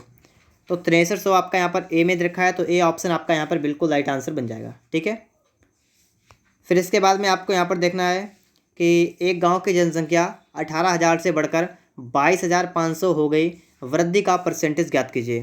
तो 18,000 से बढ़कर हो गई 22,000, तो कितनी बढ़ गई बताइएगा। तो 4500 बढ़ गई। ठीक है, 4500 कितने से, 18,000 से, गुणा कर देंगे सिर्फ यहाँ पर 100 से। ठीक है, अब आप इसमें 100 से गुणा करेंगे तो इसको काटेंगे पीटेंगे तो आपके 2 0 3 0, तो 1 2 3 एक कैंसिल हो गए। ठीक है, 18 से काटिए, 18 दूना 36, बचा कितना 9, 18 × 5 = 90, तो 25% आपका यहाँ पर बिल्कुल राइट आंसर बनेगा। ऑप्शन ए वाला आपका यहाँ पर बिल्कुल ही राइट आंसर बन जाएगा। ठीक है, फिर इसके बाद में आप आगे देखिएगा, प्रश्न नंबर आपके लिए आ चुका है 55 नंबर। अब आप लोग यहाँ पर देखिएगा सवाल को, मॉरिस भोजन पर अपनी आय का 25% खर्च करता है। उसे 1,000 रुपये की वेतन वृद्धि मिली, लेकिन उसने खाद्य वस्तुओं पर अपना खर्च नहीं बढ़ाया। नतीजतन भोजन पर उसका खर्च गिरकर 20% हो गया। उसकी प्रारंभिक आय ज्ञात कीजिए। तो यहाँ पर आप लोगों से पूछा गया है कि उसकी प्रारंभिक आय क्या थी। देखिए आपको यहाँ पर प्रारंभिक आय नहीं पता है, तो आप यहाँ पर x मान लेंगे। ठीक है, अब आप यहाँ पर देखेंगे, कह रहा है कि भोजन पर अपनी आय का 25% खर्च करता है। तो मॉरिस क्या करता है कि एक्स जो उसकी आय है उसका 25% खर्च करता है, मतलब 25/100 खर्च करता है। लेकिन हुआ क्या, यहाँ पर लिखा है कि उसे 1,000 रुपये की वेतन वृद्धि मिली, मतलब उसको 1,000 रुपये ज़्यादा मिले। तो x रुपये थे आय में उसकी, और 1,000 रुपये उसे और मिल गए। तो यहाँ पर क्या हुआ, लेकिन लिखा, लेकिन उसने खाद्य वस्तुओं पर अपना खर्च नहीं बढ़ाया। नतीजतन भोजन पर उसका खर्च गिरकर 20% हो गया। मतलब जब उसके वेतन में 1,000 रुपये की वृद्धि हो गई तो उसका खर्चा जो है वो सिर्फ 20% ही बचा, तो यहाँ पर 20% कर देंगे। अब यहाँ से हम लोग x का मान निकाल लेंगे, तो आपके 2 0 से कैंसिल होंगे। उसके बाद में देखिएगा 55 25 और 5 चौका 20, तो 5x बराबर 4x प्लस का आपका हो जाएगा 4000। तो x आपका यहाँ पर निकल के आ गया कितना, 4000। आपसे पूछा गया उसकी प्रारंभिक आय कितनी थी, तो प्रारंभिक आय x और x की वैल्यू 4000। तो ऑप्शन नंबर यहाँ पर आपका डी वाला जो है ये आपका बिल्कुल राइट आंसर बन जाएगा। और इसके बाद में आप लोग देखिएगा अगला प्रश्न देखिएगा। 55 के बाद आपका है 56 नंबर। यहाँ पर देखिएगा, एक थैले में लाल हरे गुलाबी टोकन थे। लाल और हरे टोकन के बीच का अनुपात 15:32 था, जबकि गुलाबी और लाल टोकनों के बीच का अनुपात 18:25 था। हरे और गुलाबी टोकन के बीच का अनुपात ज्ञात कीजिए। देखिए, एक है लाल और हरे टोकन, तो लाल को हम लिख लेंगे L और हरे को लिख लेंगे H। तो इसके बीच का अनुपात है आपका 15:32। और आगे आपसे कहा गया है कि गुलाबी और लाल टोकन के बीच का अनुपात, तो गुलाबी और लाल, तो गुलाबी ये कह लेंगे, जी कह लेंगे गुलाबी, ठीक है। तो गुलाबी और लाल के बीच का अनुपात है 15:25, 18:25। मतलब गुलाबी वाले का अनुपात 18 है और लाल वाले का है 25, ठीक है। ये बात आप समझिएगा। सबसे पहले यहाँ से हम लोग करेंगे क्या कि आपको जो दोनों जगह दे रखे हों आप उनको करेंगे बराबर। जैसे यहाँ पर 15 है, यहाँ पर 25 है, ये दोनों जगह दे रखे हैं, तो इनको हम कर लेंगे बराबर। तो बराबर करने के लिए हमें समझना पड़ेगा यहाँ पर कि अब हम क्या कर सकते हैं। यहाँ पर तो हम ये कर सकते हैं कि जो आपका 15 वाला है इसमें आप अगर 6 से गुणा कर दें, ठीक है, तो 15 छक्का 90, 6 से नहीं, 15 इसमें 10 से गुणा करें, ठीक है, इसमें 10 से गुणा कर दें, इधर भी करना पड़ेगा। और 25 में कर दें किससे, 25 छंगा 150 होता है, तो इसमें भी 6 से गुणा कर दें। तो यहाँ पर मैंने क्या किया है कि L वाला जो आपका है ये ऊपर भी मैंने 150 कर दिया है, नीचे भी मैंने 150 कर दिया है। मुझे एक समान करना है, ठीक है। तो ये तो आपका हो गया 150 अनुपात, ये आपका हो गया 320 अनुपात, ये आपका हो गया 18 छंगा 108, 108। आपको बताना है कि हरे और गुलाबी टोकन के बीच का अनुपात, हरे और गुलाबी टोकन, तो हरे और गुलाबी, तो इनका अनुपात आपका बनेगा 320 और अनुपात 108, ठीक है। अब इसको आप लोग हल करेंगे तो किससे डिवाइड करेंगे बताइएगा आप लोग फटाफट से कि आप किससे इसको डिवाइड कर सकते हैं। 4 से काटेगा, 4 8 32 जीरो हो जाएगा, और 4 दूना 8, 4 7 28, तो 80:27 आपका बिल्कुल राइट आंसर बनेगा। और ऑप्शन नंबर आपका यहाँ पर ए वाला बिल्कुल राइट आंसर बन जाएगा, ठीक है, 80 और 27। इसके बाद में आप लोग यहाँ पर देखेंगे प्रश्न नंबर आपके लिए आ चुका है 57 नंबर। तो 57 नंबर को आप लोग यहाँ पर देखिएगा, एक बैग में 25 पैसे, 10 पैसे, 5 पैसे के सिक्के 1:2:3 के अनुपात में हैं। बैग में कुल मिलाकर 30 रुपये हैं, तो 5 पैसे के कितने सिक्के हैं। तो यहाँ पर आप देखेंगे सिक्के आपके पास हैं 25 पैसे के और 10 पैसे के और 5 पैसे के, और सिक्कों का अनुपात कितना है। तो सिक्कों की अनुपात की बात करेंगे तो 1:2:3 के अनुपात में आपके पास सिक्के हैं। सबसे पहला काम आप ये करेंगे कि 25 पैसे को अगर रुपये में चेंज करेंगे तो आपका हो जाएगा 1/4 रुपये, ठीक है। और 10 पैसे को करेंगे तो आपका हो जाएगा 1/10 रुपये, और 5 पैसे को करेंगे तो आपका हो जाएगा 1/20 रुपये। तो मैंने यहाँ पर सबसे पहले इन सबको किस में चेंज कर दिया, इन सबको रुपये में चेंज कर दिया। अब अगर इसके मूल्य की हम बात करेंगे तो सिक्कों का और इसमें गुणा करेंगे मूल्य में, तो सबसे पहले आप इसमें एक काम और कर लेंगे। यहाँ पर आप यहाँ पर इसमें x से गुणा और कर लीजिए जिससे कि आपको आसानी रहे, ठीक है। फिर देखिए 1x और गुणा करेंगे 1/4 में, तो आपका हो जाएगा x/4। यहाँ पर आगे गुणा करेंगे 2x और बटा 10 हो जाएगा, तो हो जाएगा आपका x/5 हो जाएगा यहाँ पर। और इधर गुणा करेंगे तो आपका हो जाएगा 3x बटा में आपका हो जाएगा 20, ठीक है। इतना आपका बन जाएगा यहाँ पर। और आपको देखा कुल मिलाकर रुपये आपको बनते हैं 30, तो आप क्या करेंगे, आप इन सभी को जोड़ेंगे, इन सभी को जोड़ेंगे, कर देंगे बराबर 30, ठीक है। तो इन सभी को जोड़िएगा तो एलसीएम आपका आएगा 20, तो यहाँ पर होगा 5x, फिर यहाँ पर 4x हो जाएगा, और यहाँ पर 3x बराबर 30। तो इसको हल करेंगे तो कितना आपका आएगा, 5 4 9 3, 12x बराबर 30 गुणा 20। तो 12x बराबर कितना आपका आएगा 600, 12 पंचे 60 जीरो, तो x का मान आपका आ गया 50। तो आपसे कहा गया है कि 5 पैसे के कितने सिक्के हैं, 5 पैसे के कितने सिक्के हैं। तो 5 पैसे के सिक्के यहाँ पर देखिए 5 पैसा और सिक्के हैं 3x, तो 3x आपका होगा 3 गुणा 50, तो कितना आपका होगा 150। तो ऑप्शन नंबर आपका यहाँ पर सी वाला बिल्कुल राइट आंसर बन जाएगा, ठीक है। ऑप्शन सी आपका यहाँ पर बिल्कुल राइट आंसर बन जाएगा। यहाँ पर आप देखिएगा, कह रहा है कि 14 मीटर प्रति सेकंड की गति और कितने किलोमीटर प्रति घंटा के समान है। 14 मीटर प्रति सेकंड, तो 14, देखिए मीटर प्रति सेकंड को किलोमीटर प्रति घंटा में अगर आप चेंज करेंगे तो इसमें आपको 18/5 से गुणा करना पड़ेगा। तो गुणा कर दीजिए 18/5 से, तो ठीक है, यही करना पड़ेगा। ठीक है, बिल्कुल सही है। अब आप गुणा करिएगा तो सबसे पहले तो आप 14 गुणा 18 में कर दीजिएगा। तो 14, 18 चौक 72 का, 2 यहाँ से लगा 7, 18 का 18 7 कितना 25, और 5 से भाग कर दीजिएगा तो 55 25, फिर 0.5 का 20। ठीक है, तो 50.4 किलोमीटर प्रति घंटा। ऑप्शन बी आपका यहाँ पर बिल्कुल ही राइट आंसर बन जाएगा। फिर इसके बाद में आप लोग आगे देखेंगे तो यहाँ पर आप देखिएगा 59 नंबर। ये सवाल आपका है कि एक ट्रेन 72 किलोमीटर प्रति घंटे की चाल से चलती है, 15 सेकेंड में इसके द्वारा तय की गई कुल दूरी कितनी है। 72 किलोमीटर प्रति घंटे की चाल से चलती है और 15 सेकेंड में तय की गई दूरी, तो दूरी आपकी होती है चाल गुणे समय। चाल आपकी है 72 किलोमीटर प्रति घंटा, तो 72 तो हो गई, और किलोमीटर प्रति घंटा को आप लोग मीटर प्रति सेकेंड में चेंज करिएगा, तो इसमें आप 5/18 से गुणा करेंगे तो ये चाल हो गई। गुणा में समय लिखेंगे, समय आपका है 15 सेकेंड का। अब इसको हल करिएगा, 18 × 18, 18 चौक 72, तो 15 × 75 या 5 चौका 20, और 20 15 गुणा करेंगे तो आपका आएगा 300। तो 300 मीटर आपका यहाँ पर राइट आंसर बनेगा। ऑप्शन बी वाला आपका बिल्कुल राइट आंसर बन जाएगा। ठीक है, फिर इसके बाद में आप लोग यहाँ पर देखेंगे 60 नंबर है कि 25 वस्तुओं का क्रय मूल्य और 20 वस्तुओं के विक्रय मूल्य के समान है, लाभ परसेंटेज ज्ञात कीजिए। तो 25 का क्रय मूल्य 20 के विक्रय मूल्य के बराबर है। इसका मतलब 25 का जो सीपी है ये बराबर होगा 20 का एसपी के। सीपी का मतलब क्रय मूल्य, एसपी का मतलब विक्रय मूल्य। तो सीपी अपान एसपी हम यहाँ पर निकाल देंगे तो आपका आएगा 20/25, यह आपका आएगा 4/5। अब यहाँ पर आपको समझना है कि लाभ परसेंट, इसका मतलब 4 की चीज़ आपको 5 में बेचना है, तो प्रॉफिट आपको कितने का हुआ, 1 का हुआ। प्रॉफिट परसेंट निकालेंगे तो प्रॉफिट कितना हुआ, 1 का, बटा में क्रय मूल्य कितना 4, गुणा में कर देंगे 100 से, तो आपका आएगा 25%।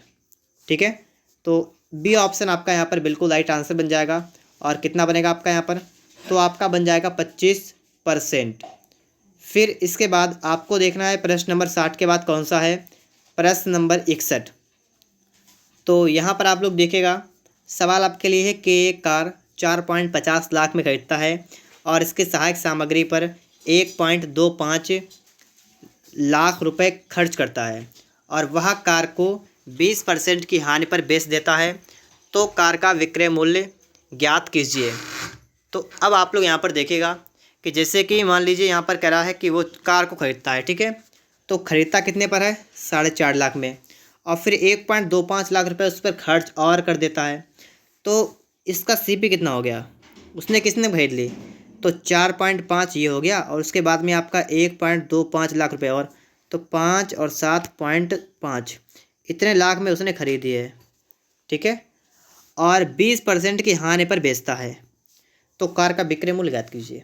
तो कार का विक्रय मूल्य ज्ञात कीजिए मतलब क्या है कि इसने 5.75 लाख में खरीदी है और 20% की हानि पर बेचती, इसका मतलब इसने इसे 80% पर बेच दिया, तो कितने लाख की बेचती।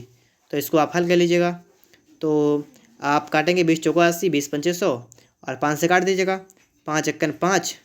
ठीक है, 5 एकन 5, 5 एकन 5, 55 25, तो 4 15 चौका 60 होगा और 4 एकन 4 होगा और इतना। ठीक है, तो 4.60 लाख रुपए में इसने क्या किया, इसको बेच दिया। ठीक है, तो इसका विक्रय मूल्य कितना हो जाएगा, 4.60 लाख रुपए।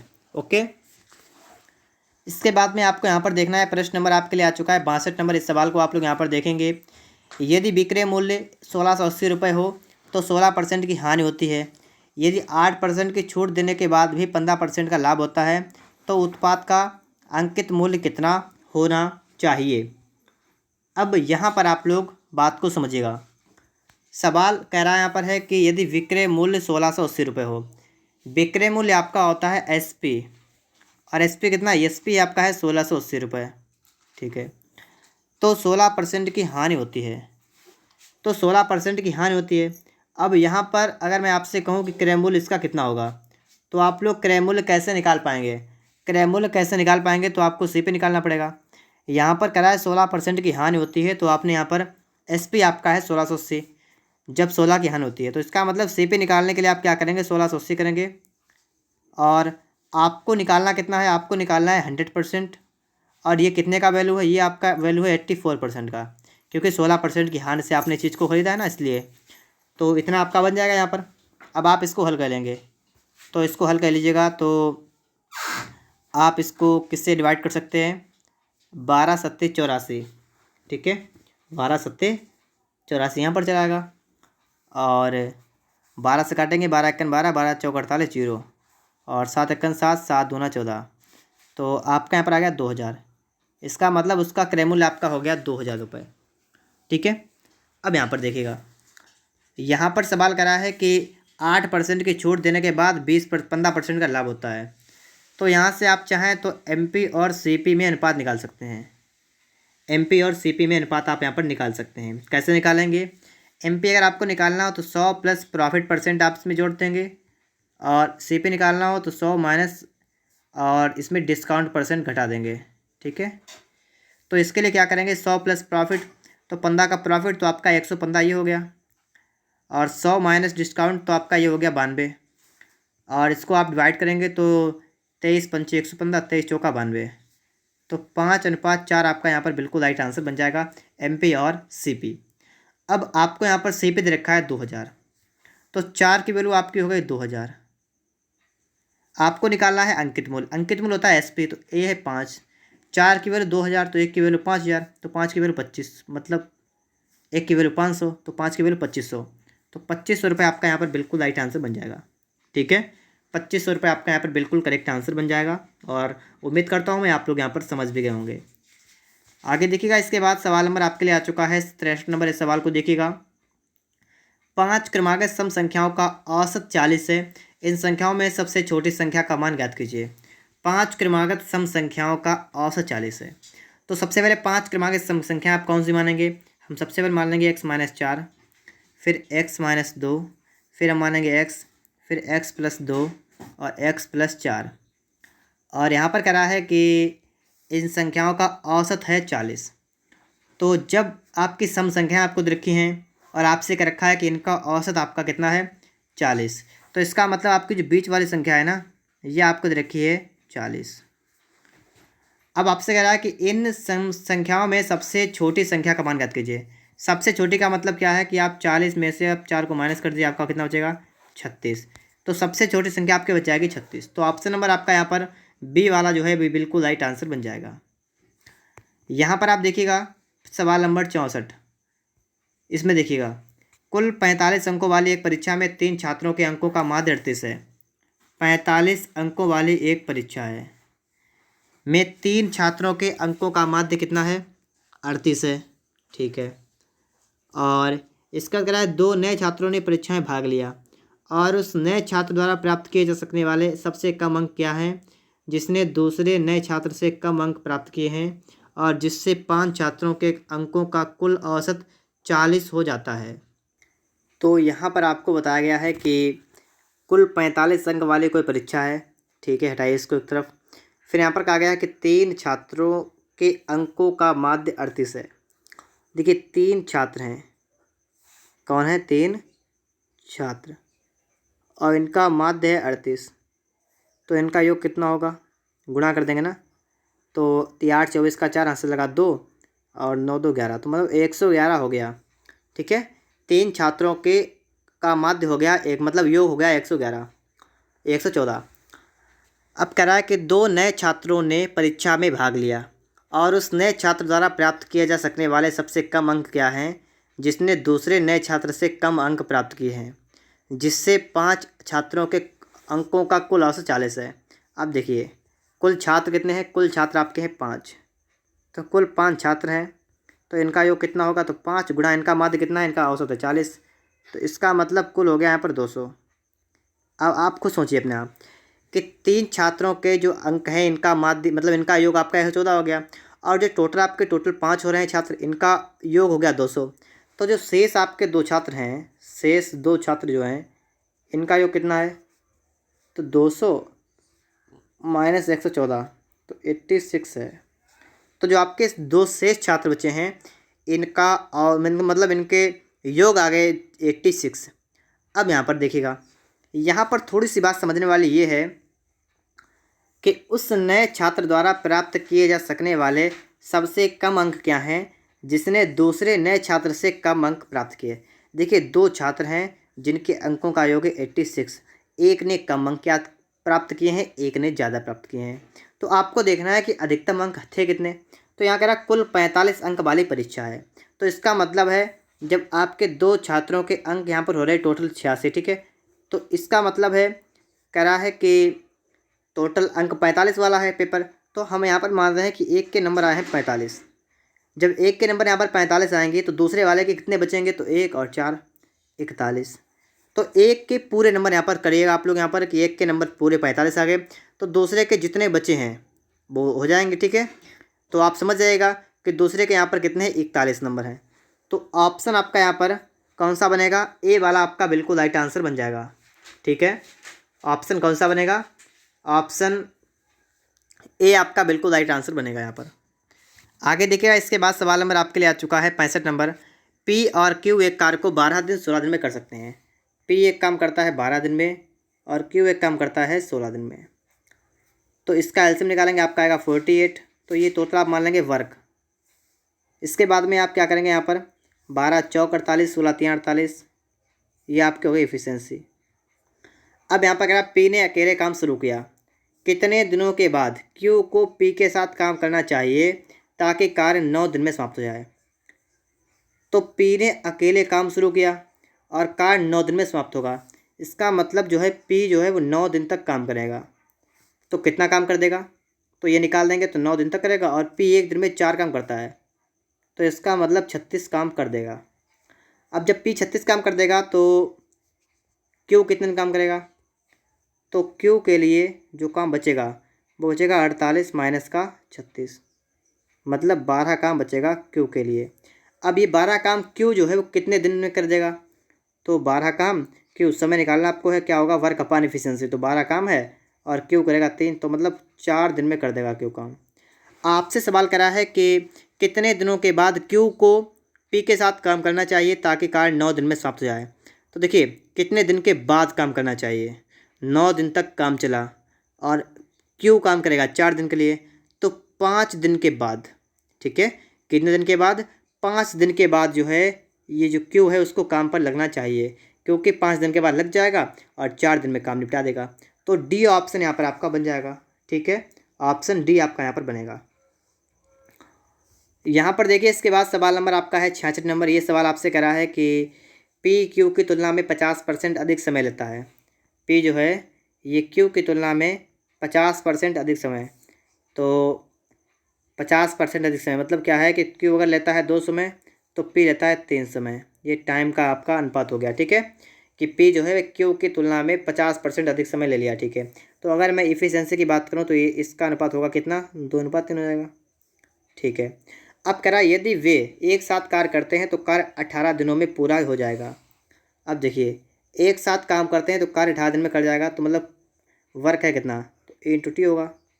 तो एक साथ में कार्य करें 18 दिन लगेंगे, तो 18 दिन लगेंगे, और एक साथ में काम करेंगे तो क्षमता आ जाएगी 5, मतलब 90 हो गया टोटल काम। अब आपसे कहा क्यू अकेले इस कार्य को कितने दिन में पूरा करेगा। क्यू अकेले इस कार्य को कितने दिन पूरा करेगा, मतलब आपको यहाँ पर निकालना है समय।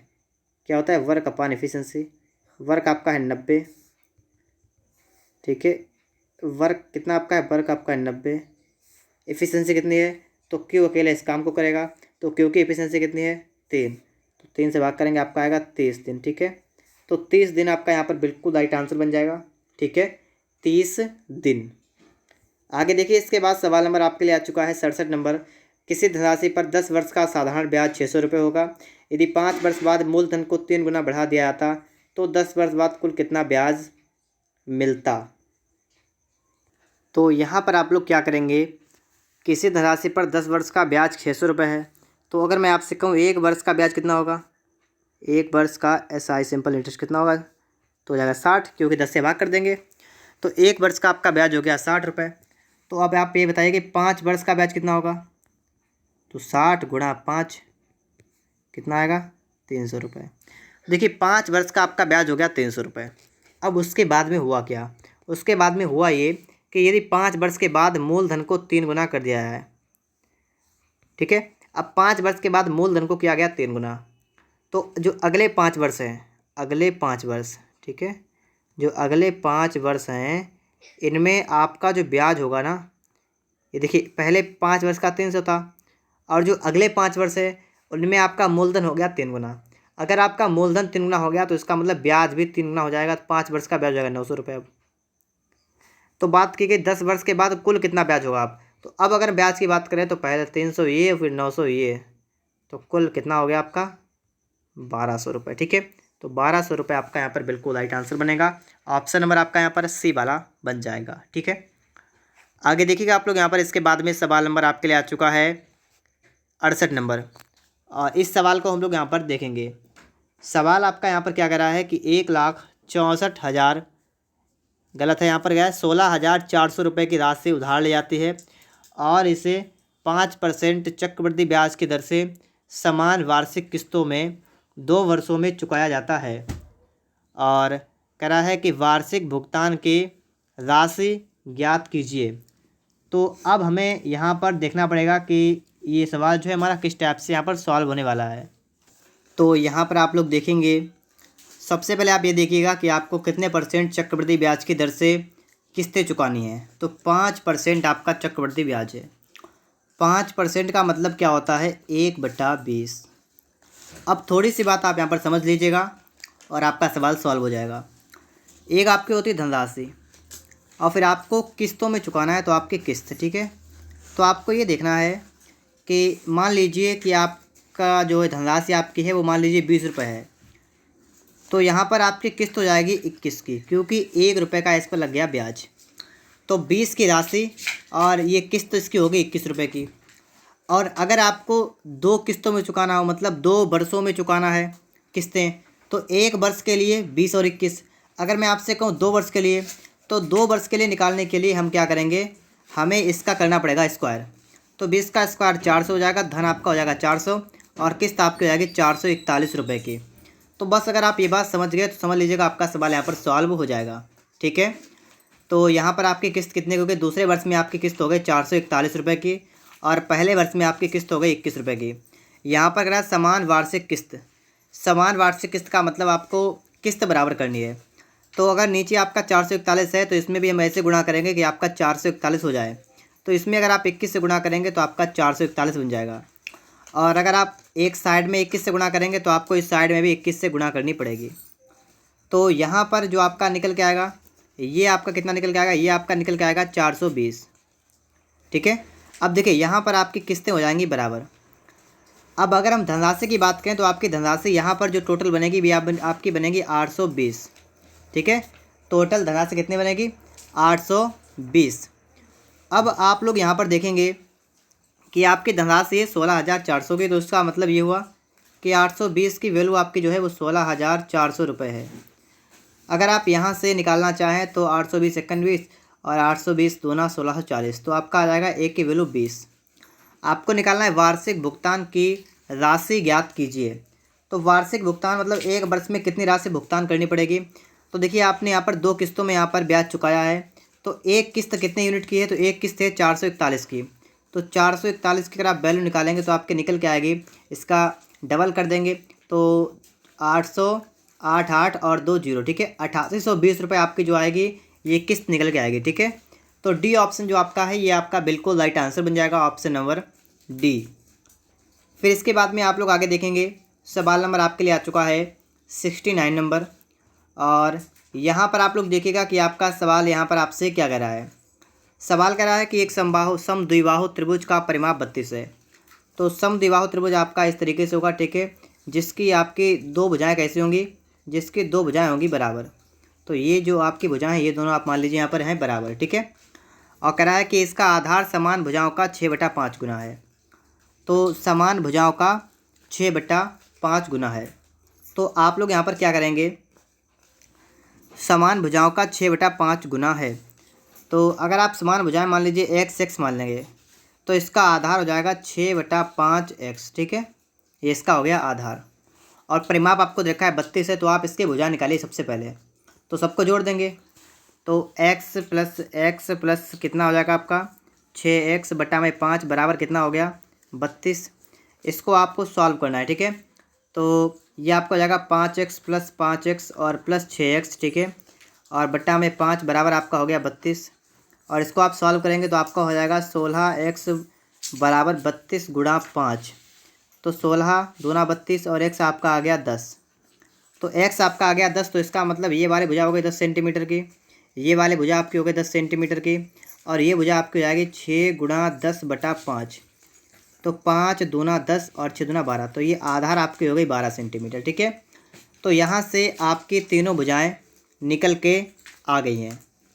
अब इसके बाद में आपको यहाँ पर क्या निकालना पड़ेगा, इसके बाद में आपको निकालना पड़ेगा इसका क्षेत्रफल। तो इसका क्षेत्रफल चलिए निकाल देते हैं हम लोग फटाफट से यहाँ पर, ठीक है। तो देखिएगा किस टाइप से हम लोग इसका क्षेत्रफल निकाल देंगे। अगर हम लोग इसमें क्या करें, बीच से डाल दें एक लंब इस तरीके से, तो ये जो आपका आधार पूरा 12 है ना, तो ये आधा आधा हो जाएगा, मतलब ये भी 6 सेंटीमीटर और ये भी 6 सेंटीमीटर की भुजा हो जाएगी। अब आपने पढ़ा होगा समकोण त्रिभुज की, अगर आपका आधार 6 है, कर्ण 10 है, तो आपके लंब 8 हो जाएगी। ये आपने फार्मूला पढ़ा होगा। तो यहाँ से अगर आप इसका निकालना चाहें क्षेत्रफल तो आप निकाल सकते हैं। यहाँ पर आपके 2 समकोण बन रहे हैं, तो 2 और गुणा में, और समकोण त्रिभुज का क्षेत्रफल होता है 1/2 गुणा आधार गुणा ऊंचाई। तो 1/2 गुणा आधार, आधार आपका 6, ऊंचाई आपकी 8 हो जाएगी, ठीक है। इसको आप हल कर लेंगे तो 2 से आपका 2 कैंसिल होगा, आपका आएगा 6 × 48, ठीक है। तो 48 सेमी स्क्वायर आपका यहाँ पर बिल्कुल राइट आंसर बन जाएगा, ठीक है। तो ऑप्शन नंबर आपका यहाँ पर सी वाला बिल्कुल राइट आंसर यहाँ पर आपका बन जाएगा। इसके बाद आप लोग यहाँ पर देखेंगे प्रश्न नंबर आपके लिए आ चुका है 70 नंबर। ये सवाल आपसे कह रहा है कि 8 सेमी त्रिज्या वाले एक वृत्त के अंदर उसकी परिधि को स्पर्श करते हुए बनाए गए एक वर्ग का क्षेत्रफल ज्ञात कीजिए। 8 सेमी त्रिज्या वाले एक वृत्त के अंदर, तो एक वृत्त आपका इस तरीके से है और जिसकी त्रिज्या है 8 सेंटीमीटर, और इसके अंदर इसकी परिधि को स्पर्श करते हुए बनाए गए वर्ग, तो इसकी परिधि को स्पर्श करते हुए बनाइएगा एक वर्ग। तो इस तरीके से आपका बन जाएगा एक वर्ग, ठीक है। तो सबसे पहले आपको ये समझना होगा कि इसकी त्रिज्या है 8, तो अगर इसकी त्रिज्या 8 सेमी होगी तो ये टोटल इसका जो विकर्ण होगा ना, तो इधर से भी आपका 8 हो जाएगा, ठीक है। तो जो आपका ये वर्ग जो बना है ना, तो वर्ग का विकर्ण यहाँ पर निकल के आ जाएगा, वर्ग का विकर्ण, और कितना बन जाएगा, ये बन जाएगा 16 सेमी। वर्ग का विकर्ण होता है √2a, ये आपका हो गया 16 सेमी। तो a आपका हो गया है 16/√2, ठीक है, 16/√2, ये आपकी हो गई भुजा। आपको निकालना है वर्ग का क्षेत्रफल। तो वर्ग का क्षेत्रफल क्या होता है, वर्ग का जो आपका क्षेत्रफल होता है वो होता है भुजा स्क्वायर, ए स्क्वायर। तो भुजा स्क्वायर करेंगे तो 16/16 और √2 का स्क्वायर, तो 16 का स्क्वायर होगा 16 × 16 और √2 का स्क्वायर होगा 2, तो इतना आपका बन जाएगा, ठीक है। देखिए 2 × 8 = 16 और 16 × 8 कितना होगा 128। तो 128 आपका जो है ये बिल्कुल राइट आंसर बन जाएगा, ठीक है। ऑप्शन बी आपका यहाँ पर करेक्ट आंसर बन जाएगा। आगे आप लोग यहाँ पर देखेंगे प्रश्न नंबर आपके लिए आ चुका है 71 नंबर। कह रहा है कि x और x + 3 x + 5 x + 8 x + 9 और प्रेक्षणों का माध्य 9 है, अंतिम 3 प्रेक्षण का माध्य ज्ञात कीजिए। इन सभी प्रेक्षणों का माध्य कितना है 9। तो इनका माध्य निकालने के लिए आप लोग क्या करेंगे, इन सभी को जोड़ देंगे और बटा में कर देंगे 5। तो आपका यहाँ पर है 5x इनको जोड़ने के बाद, और 3 × 5 = 8 × 8 = 16 और ये हो गया 25, बटा में कर देंगे 5 क्योंकि ये 5 संख्याएं हैं, बराबर आपका माध्य हो गया 9। आप इसको जो हल करेंगे तो आपका यहाँ पर निकल के आएगा 5x + 25 बराबर और 45। तो 5x आपका आ गया 20, तो x आपका आ गया 4, ठीक है। अब इसके बाद में आपसे कहा गया है कि अंतिम 3 प्रेक्षण का माध्य, तो अंतिम 3 कौन से हो गए, ये वाले हो गए, ठीक है, x + 5 वाले। तो x आपका 4 है, तो 4 × 5 हो गया 9, फिर 4 × 8 = 12, फिर 4 × 9 = 9 × 4 = 13। अब इनका आपको निकालना है माध्य, तो इनको जोड़ेंगे और बटा में कर देंगे 3। तो 3 × 2 = 5, 9 × 5 = 14 का 4 हाथ से लगा 1 और ये 3 हो गया, ठीक है, बटा में कर देंगे 3। तो यही आपका हो जाएगा अंतिम 3 प्रेक्षण का माध्य, ठीक है। तो डी ऑप्शन आपका यहाँ पर बिल्कुल राइट आंसर बन जाएगा, ऑप्शन नंबर डी। इसके बाद में आपको यहाँ पर देखना है प्रश्न नंबर आपके लिए है 72 नंबर, और 72 नंबर कह रहा है कि रामू के मासिक घरेलू खर्चों का परसेंटेज विवरण 4 खंडों में दिया गया है। यदि वह 55,000 रुपये प्रतिमाह अर्जित करता है तो प्रत्येक माह में उसके द्वारा भुगतान की जाने वाली EMI कितनी है। तो EMI है 46%। तो उसकी टोटल धनराशि वो अर्जित करता है 55,000 रुपये, और इसमें से 46% EMI जो है ये है, ठीक है। तो आपको बतानी कितनी राशि है, तो आप इसको हल कर लीजिएगा, आपका निकल के यहाँ पर आ जाएगा। 2 जीरो आपके कैंसिल होंगे यहाँ से, और 550 की गुणा आपको करनी पड़ेगी 46 में, ठीक है। तो आप इसको आराम से कर सकते हैं और आपका आंसर निकल के यहाँ पर आ जाएगा। तो आप लोग ये गुणा जो है अपने आप कर लीजिएगा, ठीक है। आगे देखिएगा, इसके बाद सवाल नंबर आपके लिए है 73 नंबर। लिखा है रामू द्वारा पेट्रोल पर खर्च की गई राशि उसके बचत राशि से कितना % कम है। तो पेट्रोल और बचत, तो पेट्रोल बचत की बात करेंगे तो पेट्रोल पर 9% और बचत 18%, ठीक है। तो पेट्रोल 9% और बचत 18%। तो पेट्रोल पर है 9% और बचत पर 18% है। सवाल यहाँ पर कह रहा है कि रामू द्वारा पेट्रोल पर खर्च की गई राशि जो है उसके बचत राशि से कितना कम है। तो बचत से कितना कम है, तो आप देखिए पेट्रोल और बचत का अगर हम अनुपात निकालें कितना आपका आएगा, तो इसका अनुपात आपका आएगा 9:18 है और ये आपका आएगा 1:2। तो सवाल आपसे करा है कि पेट्रोल पर खर्च की गई राशि जो है बचत राशि से कितनी कम है। तो बचत से कितनी कम है, तो 1 कम है ना। तो 2 से 1 कम है, तो 1 कम है कितने से, 2 से 1 कम है, गुणा कर देंगे यहाँ पर 100 से, तो निकल के आ जाएगा 50% कम है, ठीक है। 50% कैसी है, कम है। तो यहाँ पर आप लोग समझ गए होंगे। आगे देखिए, इसके बाद सवाल नंबर आपके लिए आ चुका है 74 नंबर, और ये सवाल आप देखिएगा यहाँ पर, ठीक है। यहाँ पर आपका 74 सवाल है, इसमें प्रश्न आपका नहीं लिखा है। तो यहाँ पर देखिए, यहाँ पर आपके लिए प्रश्न लिखा हुआ है, ठीक है, 74 नंबर, ठीक है। ये प्रश्न आपका लिखा हुआ है कि निम्न ग्राफ में 4 अलग अलग दुकानों की, लिखा है लॉन्ड्री और ड्राई क्लीनर चेन से प्राप्त आय दी गई है, इसके मान रुपए में दिए गए हैं। तो ये आपको साफ नहीं दिख रहा होगा। ये देखिए 4 जो आपके स्तंभ हैं, ये माह नंबर 1, ये दूसरा, ये तीसरा मंथ, ये चौथा मंथ, तो ये 4 माह दे रखे हैं, ठीक है। और पहले माह की जो राशि है, वो पहले माह की राशि जो है वो आपकी है 25,000 रुपये, ठीक है। मैं आपको लिख के दिखा रहा हूँ यहाँ पर। तो दूसरे माह की राशि जो आपकी है ये है 26,000 रुपये, और तीसरे माह की राशि जो है वो आपकी है 24,000 रुपये, और चौथे माह की जो राशि आपकी है ये आपकी है 20,000 रुपये। अब सवाल आपसे यहाँ पर क्या करा है, सवाल करा है कि माह 1 और माह 4 के बीच आय में परसेंटेज अंतर कितना है। तो माह 1 और 4 में आय में परसेंटेज अंतर कितना है, तो इन दोनों के बीच का अंतर कितना है, तो इसके बीच का अंतर है 5,000 रुपये।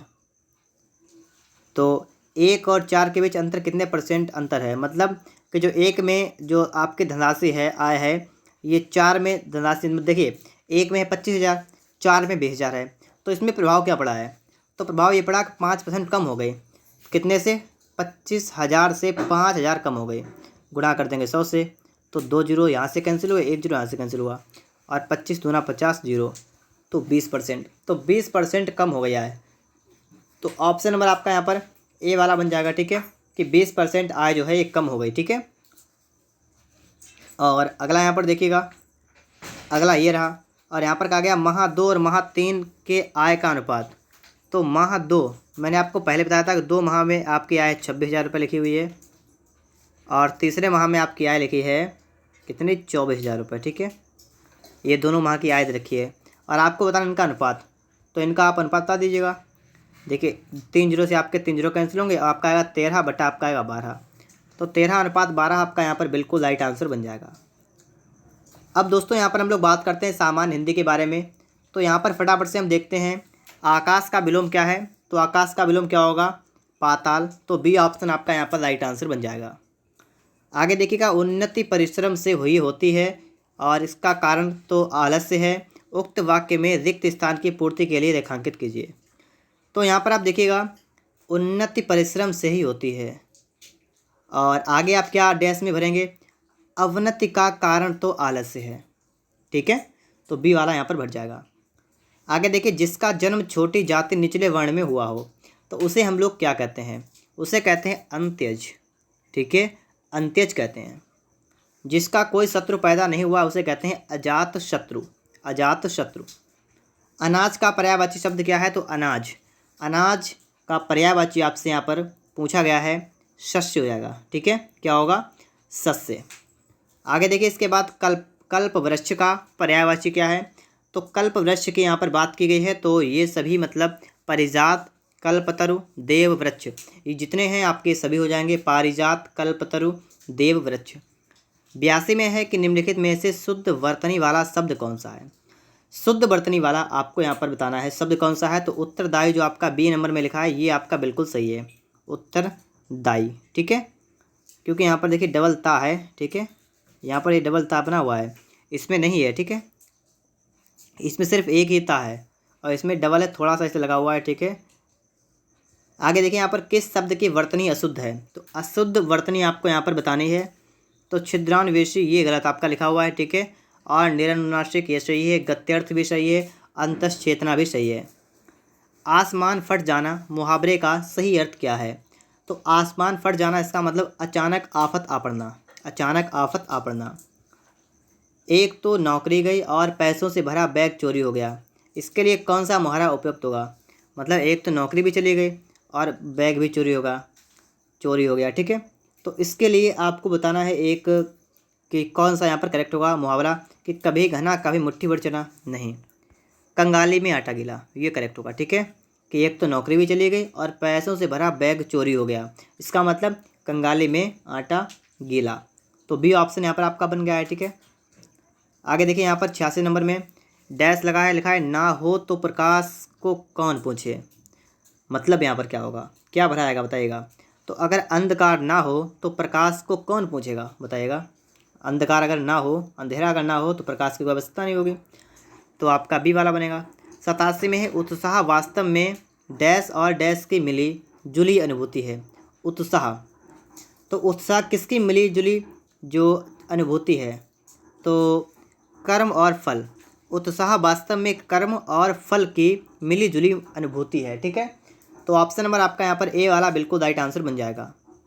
आगे देखिए मेरी बहन उच्च शिक्षा डैश ऑस्ट्रेलिया जा रही हैं। तो उच्च शिक्षा में या पर या को या के लिए, तो क्या होगा यहाँ पर, तो उच्च शिक्षा के लिए। ठीक है, तो डी ऑप्शन आपका यहाँ पर राइट आंसर बनेगा, उच्च शिक्षा के लिए। प्रथम आने डैश मैंने कठिन परिश्रम किया। तो प्रथम आने के लिए मैंने कठिन परिश्रम किया, तो आपका डी ऑप्शन यहाँ पर बनेगा। उद्देश्य में कर्ता के साथ कौन कार्य करता है, कौन क्या रहता है, लिखा है उद्देश्य में कर्ता के साथ और क्या रहता है। तो उद्देश्य में कर्ता के साथ कर्ता विस्तार। ठीक है, कर्ता विस्तार। 91 में है कि निम्नलिखित वाक्य को सरल वाक्य में परिवर्तित कीजिए। उसने कहा कि मैं विदेशी हूँ। तो इसको सिंपल भाषा में आपको बताना है। तो उसने अपने आप को विदेशी बताया। ठीक है, आगे देखिए संधि कितने प्रकार की होती है। संधि 3 प्रकार की होती है, स्वर संधि, व्यंजन संधि और विसर्ग संधि। यदि आ या आ के बाद ई या ई आए तो दोनों मिलकर ए हो जाते हैं। ये कौन सी संधि है, तो कौन सी है, तो ये गुण स्वर संधि है। कौन सी है, गुण स्वर संधि। इस समास में पहला पद संख्यावाचक होता है, संख्यावाचक। ठीक है, तो संख्यावाचक किसमें होता है, द्विगु समास में। पंचानन में कौन सा समास है। तो पंचानन मतलब 5 हैं मुख जिसके, अर्थात कौन होगा वो, शंकर। तो बहुब्रीहि यहाँ पर आपका बन जाएगा। फिर आगे आपको बताना है शब्दालंकार कौन सा है। ठीक है, क्या बताना आपको है, आपको बताना है शब्दालंकार कौन सा है। तो शब्दालंकार की बात की गई है, तो कौन सा होगा यहाँ पर, तो यमक अलंकार जो आपका है ये आपका शब्दालंकार है। तो शब्दालंकार की अगर मैं बात करूँ यहाँ पर तो कौन कौन से होते हैं, तो ये भी अगर आपको देखना चाहें तो आप देख सकते हैं। शब्दालंकार में आपका यमक आ जाएगा, उसके बाद में आपका आएगा अनुप्रास। ठीक है, अनुप्रास आएगा, और आपका आएगा श्लेष और वक्रोक्ति। ठीक है, तो यमक, श्लेष, अनुप्रास और वक्रोक्ति ये सभी आपके शब्दालंकार हैं। आगे है कि कौन सी क्रिया सकर्मक है। तो सकर्मक आपको यहाँ पर बताना है, तो कौन सा आपका यहाँ पर आ जाएगा, तो लिखना जो आपकी है ये सकर्मक क्रिया है। ठीक है, उसके बाद दोस्तों आपको यहाँ पर रखा है पैराग्राफ, और उसके लिए आपको रखे हैं यहाँ पर ऑप्शन। तो ये काम आपका है किसके लिए, आपको इसकी PDF मिल जाएगी टेलीग्राम पर, आप लोग वहाँ से ये अपने आप सॉल्व कर सकते हैं, और इसके आंसर भी मैंने यहाँ पर लिख रखे हैं। ठीक है, ये आप यहाँ पर देख सकते हैं। अगर आप सभी को वीडियो अच्छा लगा हो तो आप लोग वीडियो को लाइक कर दीजिएगा। चैनल पर अगर आप लोग नए हैं तो आप लोग चैनल को सब्सक्राइब भी कर दीजिएगा।